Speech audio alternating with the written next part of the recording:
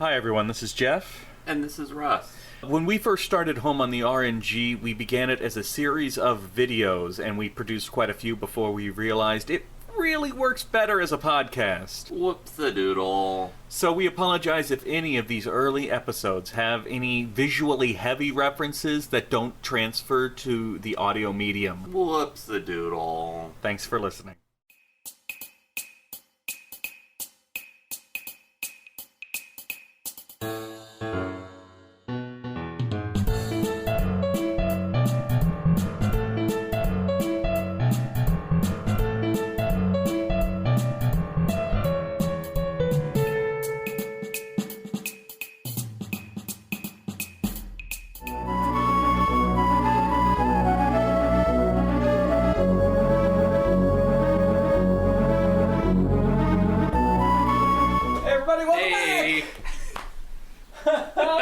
So we have an amazing game that we play this time.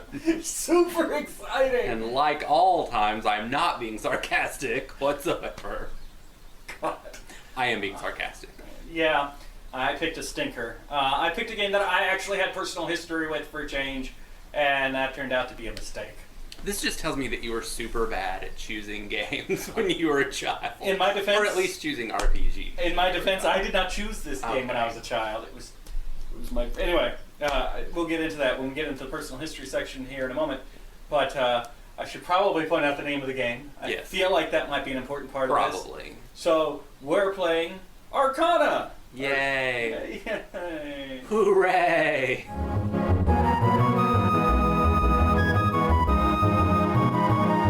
Okay, so my personal history with Arcana is very brief versus a lot of the other games that we're going to play. I think that I played it. I think I rented it for the Super NES back when I was a kid one time.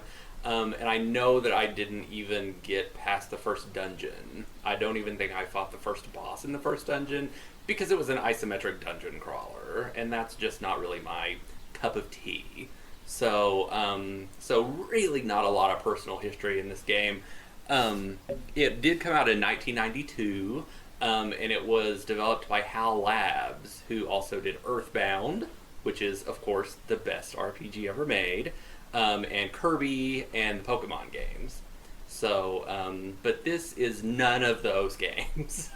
So, unlike all the games we've done up to this point, I actually do have personal history with this game, which is why I picked it. So when I was growing up, my best friend was a kid named Ryan Cabral, and our friendship mostly consisted of playing video games with each other. Kind of like Russ and I now. That was the majority of our friendship. And at one point, he rented Arcana, and we played it. Mainly, he played, and I pointed out secrets and came up with strategies and whatever. But usually it was at his house, so he played. We got through the first dungeon. I don't know if we got through the second one, because, when you rented these games, you didn't necessarily get very far. But it always stuck with me, just the look of the game, because it's very different from a lot of other games. It's got a card theme all throughout that kind of stuck in my memory. And so when we were working on this project, me and Russ, I thought, hey, this would be a good opportunity to revisit those childhood memories and beat the game. I hate my childhood now.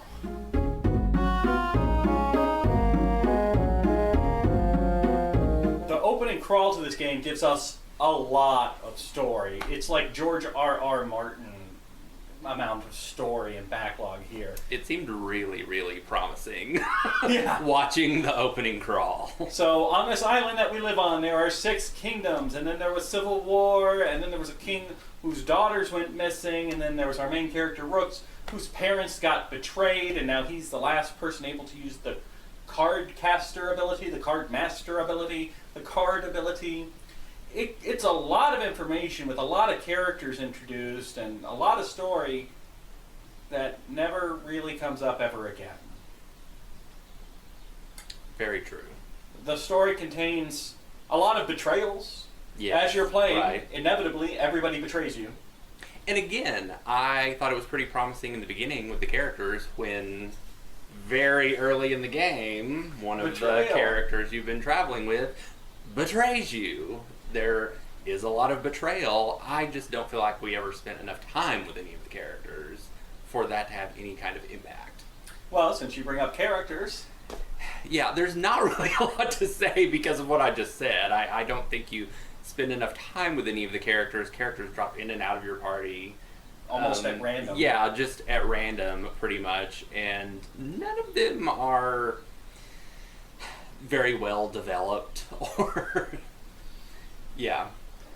Yeah, it seems like the writing team put all their effort in the story into the opening narration. The backstory. And then they just kind of forgot about it. And the game itself only has like 5 dungeons. That's the entire game. And if you were to take all the cutscenes, every minute of dialogue from this game and cut it into a movie, at best, probably 20 to 30 minutes. And that's being a little optimistic, actually. That's how much story is in this movie. It is, first and foremost, a dungeon crawler. Yes, definitely. So, as we've explained, there's not a lot to the story or the characters even. No, my favorite characters were honestly the elemental spirits that you can summon and they have, to help you. They have maybe a line of dialogue. Yeah, exactly. But they were so pretty. they were all really colorful and they were really well designed. The little sprites were well designed. Now, normally I make fun of Russ for just choosing characters based on how pretty they are, but there is no other criteria to judge characters on in this game. That's as good a method as any. Right. So, we'll talk about one thing I think the game does fairly decently, the combat system.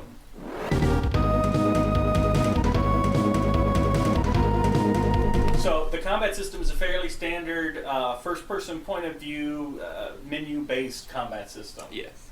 You know what it reminded me of? What did it remind you of? Princess Tomato and the Salad Kingdom.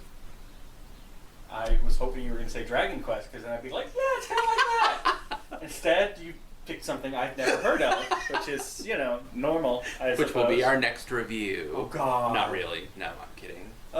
One day.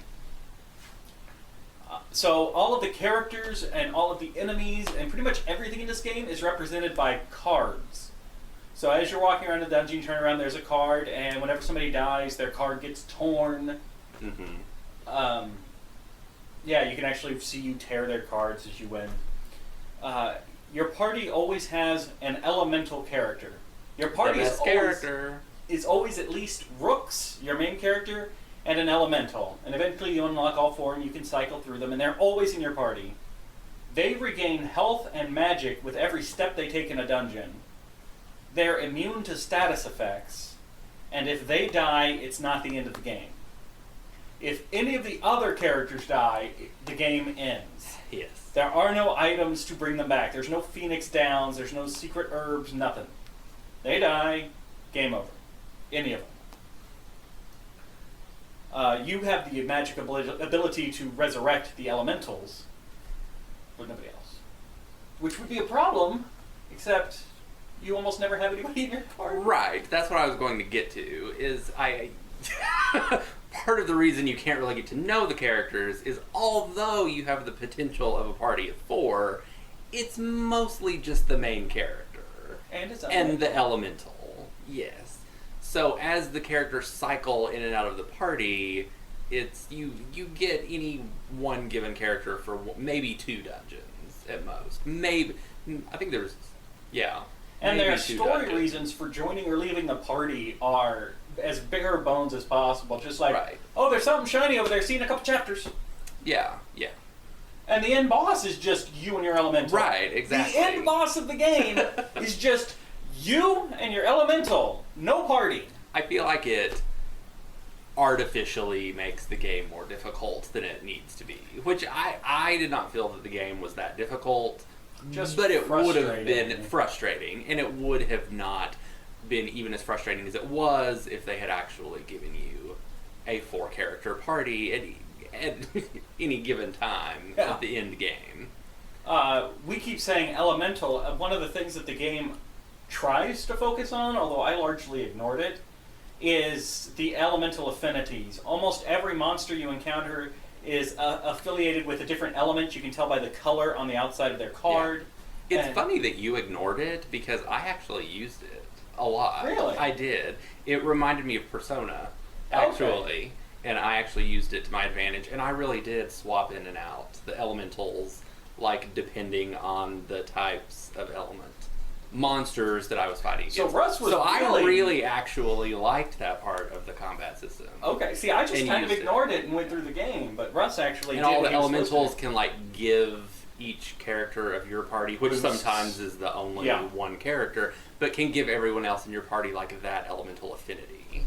Yes, So they I do messed with that more once damage. or twice, and it bit me in the butt more often than not. And so But I just abandoned it. it's funny, because I always used it. Now, did you do the thing? The main character can also buy cards in town, and these cards are fairly cheap. They're all elemental based, and if you use 1, 2, or 3 of them, that's basically another way for him to cast magic other than the spells that he learns. Right. So it's just like 3 lightning. Did you do that a lot? I did that a lot. See, That's how you beat the bosses, I felt. I did it once. Is you... See, I did it for every boss. I just brute forced my way through the game. I actually cheated, and I would look up... I would look up the affinity of the next boss that I was fighting, and that's literally how I did, I think, every boss fight, or a lot of them. That's fair. Yeah. So I used it. I used that a lot. All right, so Good for them for that gameplay. So I feel like Russ got more out of the combat system than I did. I thought it was a serviceable combat system. And it sounds like Russ actually got a good chunk out of that combat system. I did. I liked the elemental. So if you could portion. transport that into like a better game. Into a better game, that would be exceptional, which is Persona. So we've already played that game.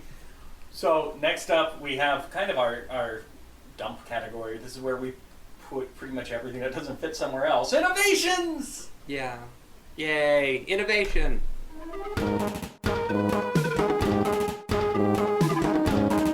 Okay, so unlike I think every JRPG we've played up to this point, there's no world map. Correct. Yeah. You're in a town, which is, it has a couple of things. Basically, you turn in a circle around the town, look at the shops, and then when you're ready, you go to the dungeon for that chapter. Right. That's how the entire map element works. And this is as good a time as any to talk about what we've alluded to. This is an isometric dungeon crawler. Yes. It is first-person point of view, walking through dungeons, walls on either side of you, you turn, you walk forward, you turn. It's hell, is what we mean. I'm not a fan of them. I don't enjoy them. They feel claustrophobic. They feel clunky.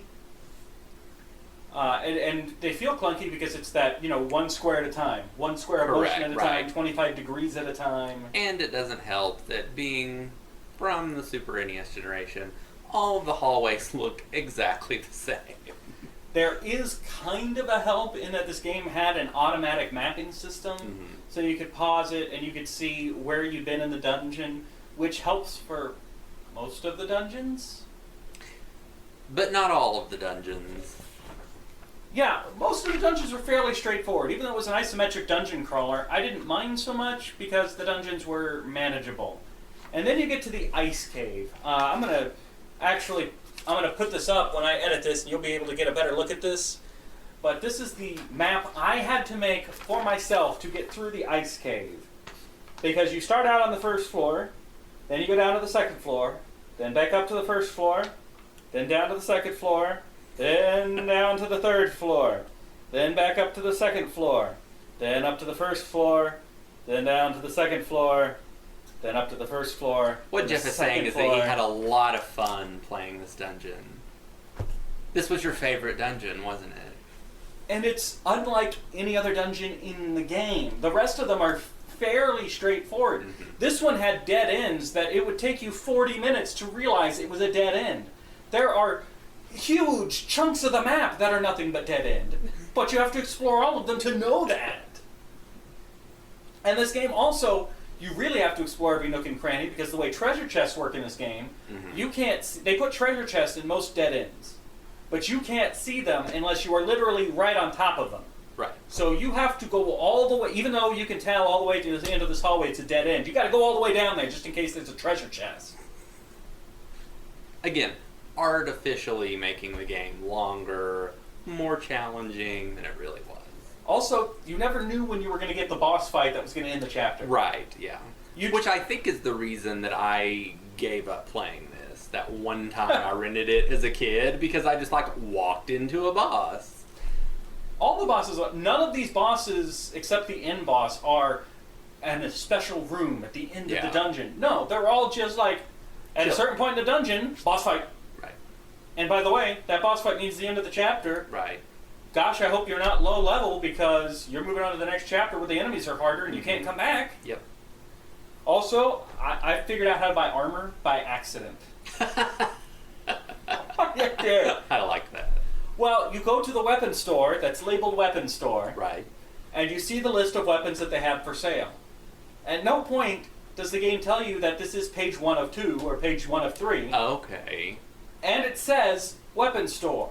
So it took me by accident figuring out that if I scroll all the way to the bottom of the list, the next page would be all the armor that the weapon store sells. Nice. I actually played for a little while before I realized the weapon store sells armor on a second screen that I didn't know that it had. So you artificially made the game harder in the beginning. I did! Nice. Okay. Let's see, there's no save points in dungeons. The only save point is in town. Right. And if you're deep in a dungeon and you think you're about to have a boss fight, too bad. You either go and fight it or you start the dungeon over again, basically. Yep. Rear attacks, whenever you're attacked by enemies from behind, which can happen, it actually turns you around, which is exactly what you want when you're exploring a labyrinth. You want to be turned around and then you get into a big fight. Then when you finish the fight, you have to remember that you're now facing the opposite direction instead of going, okay, I'm facing this way, I gotta go this way. Right. You do have the option to join the bad guys. Mm-hmm. Right near the very beginning of the game. That's become kind of a trope. That I never realized. It's come up more often than I expected. Of course, even if you join them, they still want to fight you. Yeah. And I got one last note. The encounter rate is bizarre. Because there'd be times where it's like, I'd get a fight every 2 steps, and then I wouldn't have a fight for 2 minutes of walking around. Yeah. The encounter rate's just all over the place. Mm-hmm. I agree. Did I leave anything out? I think that's about it. I wanted it to be more innovative in the card system. I was kind of excited about the card system because I didn't remember anything about it. But the fact that it's just buying cards and then you pick 1, 2, or 3 cards to use, I think in a better game, that would be a really, really good system. All right, so next up is the category that Russ and I are absolute experts on. Music. Music.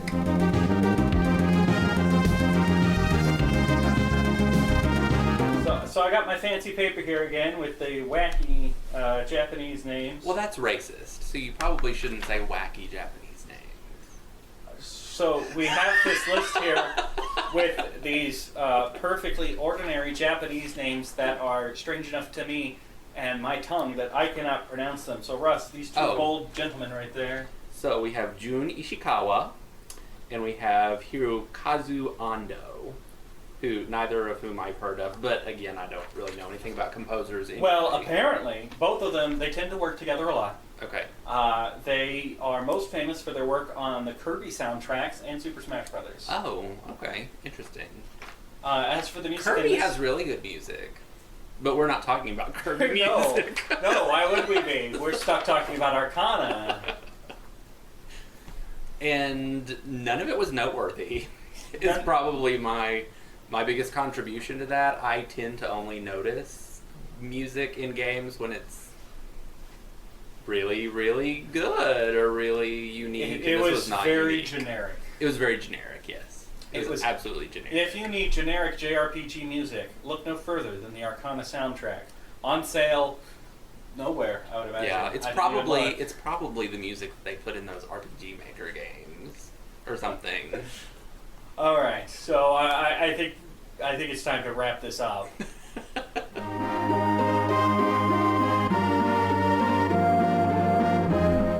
So my final thoughts on Arcana, if you couldn't already tell, are not good.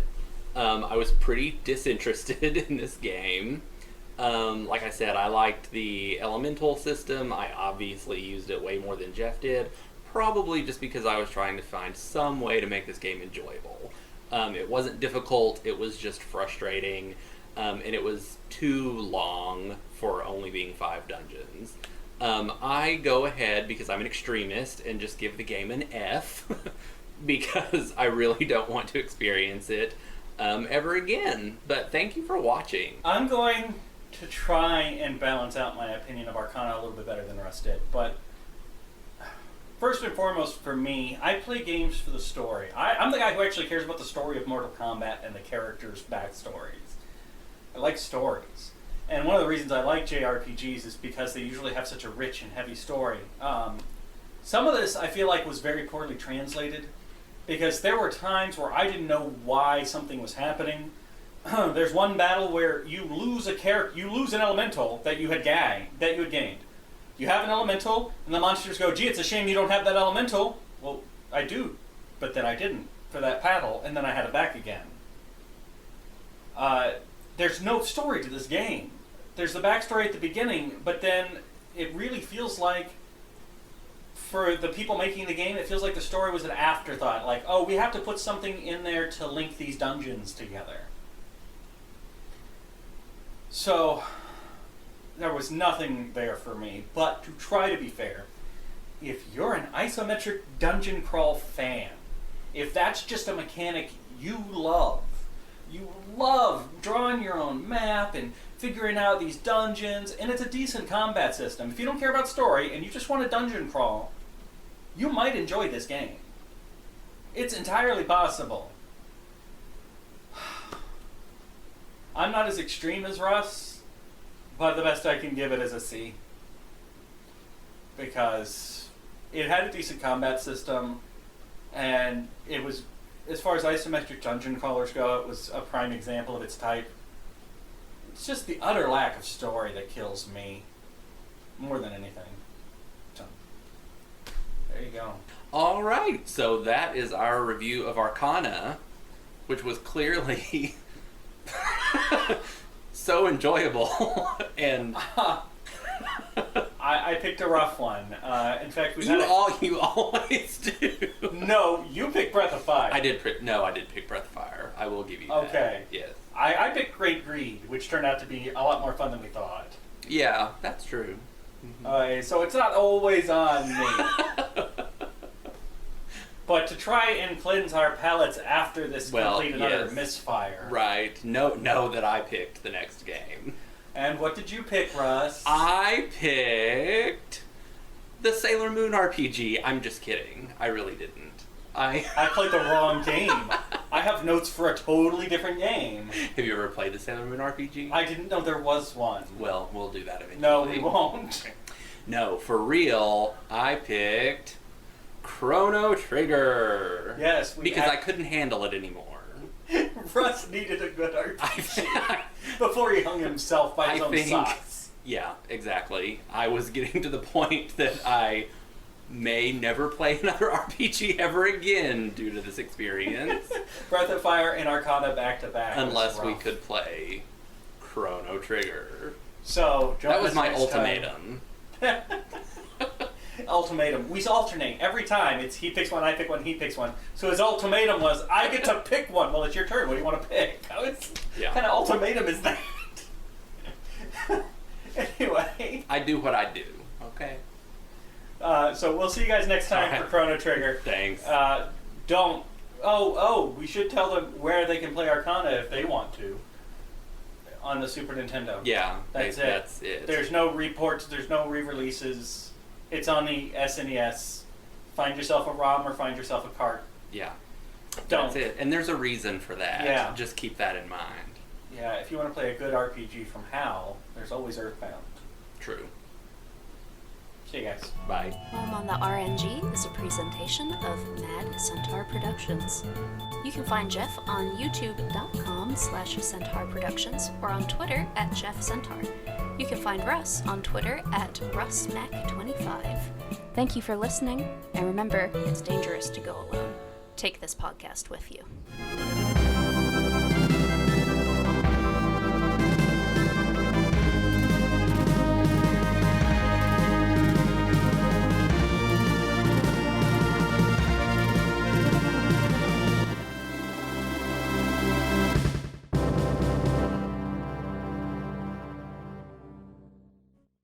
So the combat system is. I didn't have my glasses Oh my on. goodness, I'm sorry. Okay. Do you have your glasses on? Yes, I do. Are you sure? Yep. Okay. Hush, little baby, don't say a word. Mama's going to fly a mockingbird. And that mockingbird don't sing. Mama's going to buy you a diamond ring. I don't really know any more of that song. Excellent. But Perfect. I hope that soothed you to That sleep. is the exact length that I needed. I think if that diamond ring turns brass, Mama's gonna No. buy you a looking glass. No. Okay. No. And if that looking No. glass should break, Mama's No. gonna buy you. Okay. So, Wow. but I'm rolling. What do you want from me? I'm rolling. I'm ready to work. I can't wait until Lauren joins us and we have some goddamn professionalism.